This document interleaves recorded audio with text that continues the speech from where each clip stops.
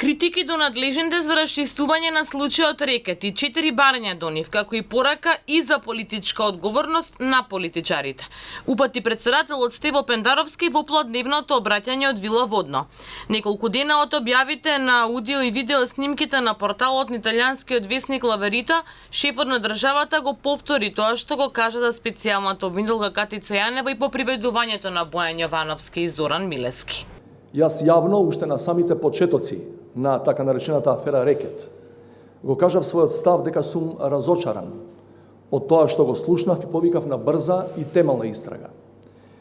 Наместо тоа, надлежните отидоа на годишен одмор, како да се работи за редовна состојба и за рутински предмет, а не е така. Меѓу 4 точки тој ги наброја: ефективно, брзо и темелно завршување на истрагата.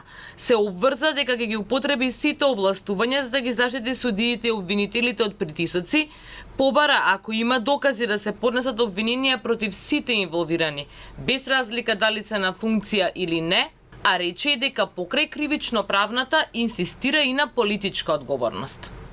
Во овој контекст е најдобро сите оние чии имиња се споменати, независно дали со основ или намерно само со цел да бидат дискредитирани, само иницијативно да дадат изјави пред надлежниот обвинител со цел да покажат дека пред законот и пред јавноста сме сите исти.